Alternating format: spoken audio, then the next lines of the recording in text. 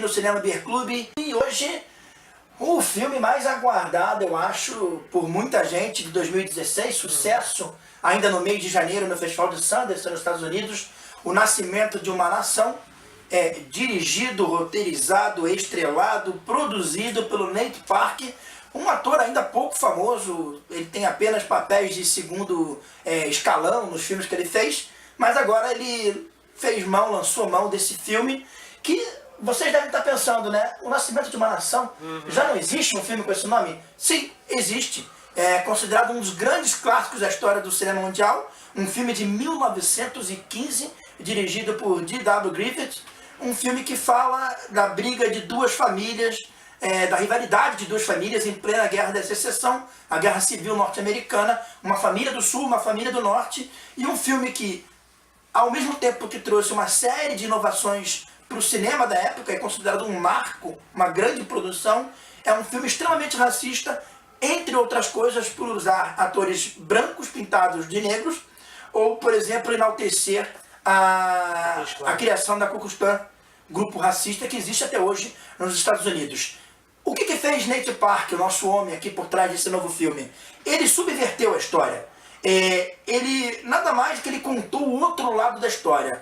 Ele conta uma história verídica, é um personagem que existiu em 1830, chamado Nate Turner, um escravo da Virgínia, que lidera uma rebelião que dura exatas 48 horas, uma rebelião de escravos contra os senhores da redondeza. Matou 60 pessoas. 60 pessoas só dos negros, né? Somando acho que negro e branco... Não, 68 brancos. Brancos. Mais os negros foram mortos, esse número extrapolou a uma centena de mortos. Muitos negros, os escravos, foram mortos em retaliação pelo que ele fez, né? Inclusive ele, né? Condenado à morte. Sim. E assim, é interessante, você falou, o Nascimento de uma Nação original, ele é importante tecnicamente até hoje. Ele é estudado em faculdades, universidades de cinema, mas ele é visto com muitos maus olhos justamente pelo teor do que ele apresenta, assim.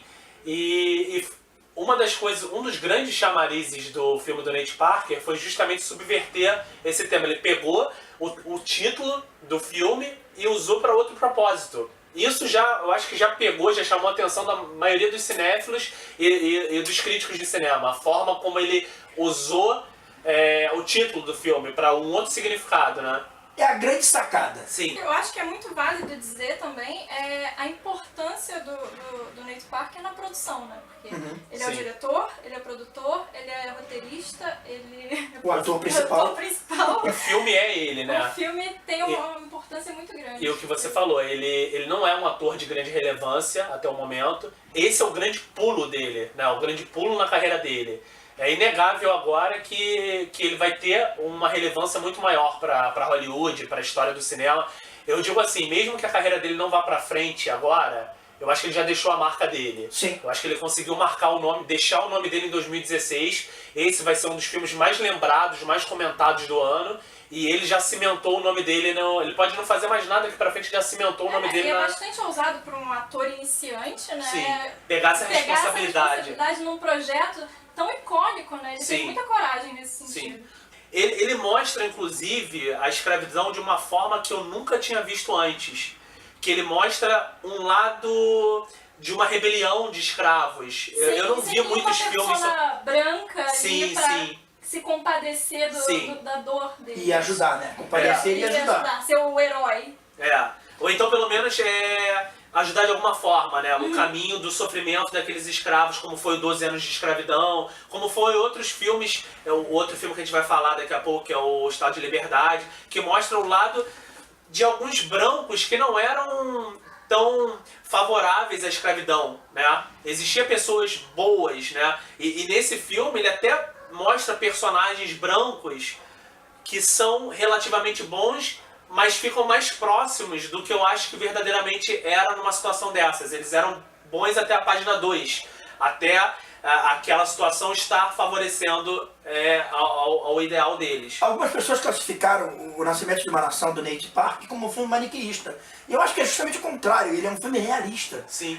O que você está falando do aspecto dos brancos que são mostrados nesse filme, eu acho que condiz muito com a realidade da época. Sim. Nós enxergamos ali pessoas boas, pessoas ruins, pessoas seguindo a sua natureza. O relacionamento ali entre brancos e negros é uma questão de convenção social. E é muito difícil você romper uma convenção social, né? Sim. Na época, pior ainda. Pior ainda. Eles os escravos não eram vistos como pessoas, eram vistos como pertences, como objetos, propriedade. Então, por mais que você não fosse ruim o suficiente de ficar ali roteando, maltratando, torturando seus escravos, por mais que você não concordasse com essa técnica, você sabia que eles eram seus serventes, que eram seus criados, que estavam ali para trabalhar para você, e que dentro do que eles poderiam te servir, eles eram sim as suas propriedades, né? E eu sou gentil com você, mas no fundo eu tô te fazendo um favor. Isso significa que eu não sou tão mal. Mas se você sair da linha...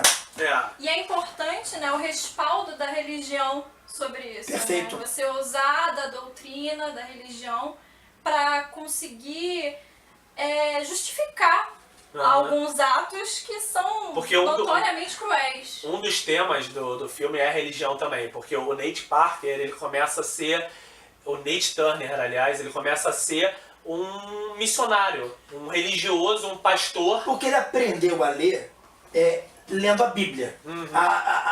A patroa, a dona dele, que é interpretada pela Penelope Miller, que é a mãe do Armie Hammer, que é o Samuel, que é o dono da fazenda, ela ensinou o Nate a ler através da Bíblia. Daí é que vem a religião dele, né? Se chega a proposta de um pastor, de um outro pastor branco, de levar o Nate Turner para outras fazendas para amansar os outros escravos que estavam insatisfeitos. Doutrinar, porque eles estavam a ponto de insurgir contra os senhores deles. Então eles achavam que se um outro escravo fosse até eles e falasse algumas palavras religiosas de Deus, em nome de Deus, e tentasse passar para eles o que era esperado de comportamento deles, eles iriam ouvir mais do que se fosse um senhor ou um homem branco. Então ele vai de fazenda em fazenda, doutrinando os outros escravos, evitando que se rebelassem contra os seus chefes, os seus necessário patrões. também comentar que o personagem, ele é criado nessa fazenda, ele cresce nessa fazenda, ele inclusive brinca, né, amigo Com o Samuel, quando eles são crianças. quando eles são infância, crianças. E ele não teve, né, nessa jornada tanto contato com cenas mais violentas, né? Tem a real dimensão do que é a escravidão pelo país. Então, como o Bruno falou no início, antes da gente começar a gravar, ele vivia numa espécie de redoma de vidro, né? Dentro da fazenda dos Turner, a família Turner era como se fosse uma das famílias que tratavam melhores os seus escravos. E ele vivia naquela realidade. Quando ele começa a ir nessa jornada religiosa de ler para as outras fazendas, para os escravos de outras fazendas, ele vê que nem todo mundo tratava os seus escravos da forma dócil como os Turner tratavam, né? Tem cenas fortíssimas que mostram como os outros escravistas tratavam. Acho o seguinte, é aí que é o grande mérito do filme. Para mim, a melhor coisa do filme é a construção e transformação do seu protagonista. A gente entende logo de cara por que ele é dócil, por que ele como os brancos daquela época chamariam, por que ele é um bom negro. Porque ele foi criado numa fazenda onde ele é bem tratado, assim como os outros escravos, e ele foi criado lendo a Bíblia. Logo a gente percebe que ele foi criado lendo a Bíblia do Novo Testamento, onde a imagem que nós temos de Deus é o Deus do amor, o Deus do perdão. Aquela imagem pós-vinda de Cristo para a Terra. À medida que ele vai saindo da fazenda e vai conhecendo a realidade das demais fazendas, ele vai degutindo aquilo, vai entendendo que a coisa não é bem assim. Só que a transformação só acontece quando a violência o atinge. E aí a gente não vai contar como que a violência atinge o Nate, porque senão é spoiler. É a gota d'água que tem pra... Na hora que atinge ele, você compreende e aceita que o líder religioso e cordato se torne um líder impiedoso e sanguinário. A transformação, para mim, é crível. É muito bem construída. Desenvolvida, né? Não é só uma coisa que acontece, vai sendo construída ao longo do filme e uma coisa que acontece é definitiva, mas é só a gota d'água, né? É o estopim para aquela explosão. E assim, a rebelião em si só acontece nos finalmente, né? Na parte final do filme. O filme não é um filme longo, ele é um filme acho que de menos de 2 horas, e a rebelião só acontece no terceiro ato. Porque ele se preocupou muito mais em construir a situação, construir os personagens. A atuação dele tá muito boa também. Perfeito. É um dos chamarizes também. Mas aqui, a grande questão não é só a atuação dele ser fantástica, mas equilibrar isso com tantas outras funções. Né? Agora vocês acham que chega até a época dos prêmios, do Oscar, de Globo de Ouro? Eu acho que ele merecia atenção. Mas eu acho que vai acontecer, que não vai chegar. Eu concordo com você, ele merecia. Mas por fatores externos, que é a polêmica. Ele não vai chegar. Como a gente falou, não tem como muito desassociar ele do filme. Ele é o filme. Sim. E aconteceu uma polêmica na vida pessoal dele e de um dos roteiristas, que é o amigo dele, que talvez tenha manchado um pouco o cartaz do filme. Eles foram acusados de ter estuprado uma colega de faculdade na Universidade da Pensilvânia. Em 1999. E o amigo dele, que é co-roteirista ou escreveu a história inicial junto com ele, não sei, foi condenado e o Nate Parker foi absolvido. Então, perante a justiça americana, ele é inocente. Sim. Mas essa mácula vai pairar sobre ele eternamente. E isso meio que atrapalhou, por exemplo, o desempenho do filme nas bilheterias americanas. Vamos agora dar as notas. Para você, Bruno.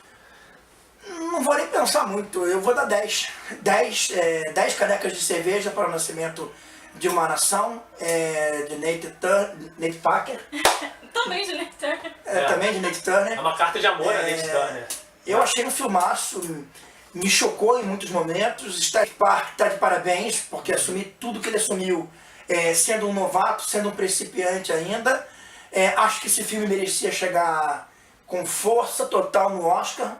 Acho que o filme merecia uma indicação a melhor filme, já que podemos ter 10 hoje, em 5 talvez o buraco fosse mais embaixo, mas em 10, por que não indicá-lo? E outras indicações seriam bem aceitáveis.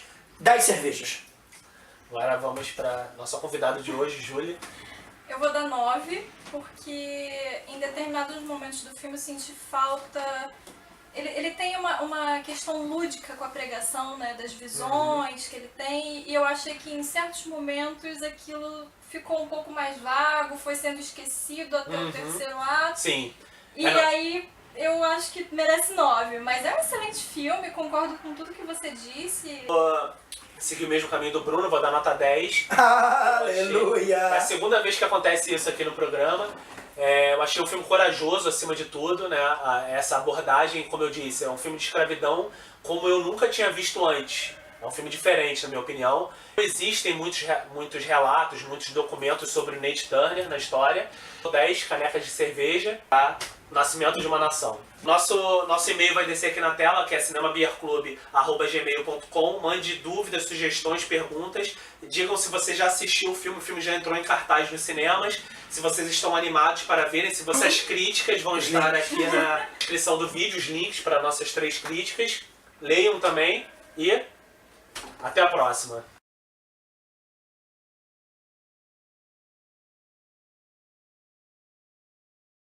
Para um diretor iniciante, ele saiu muito bem. Com certeza. Se todos os diretores iniciantes fizessem trabalhos como o dele, seria...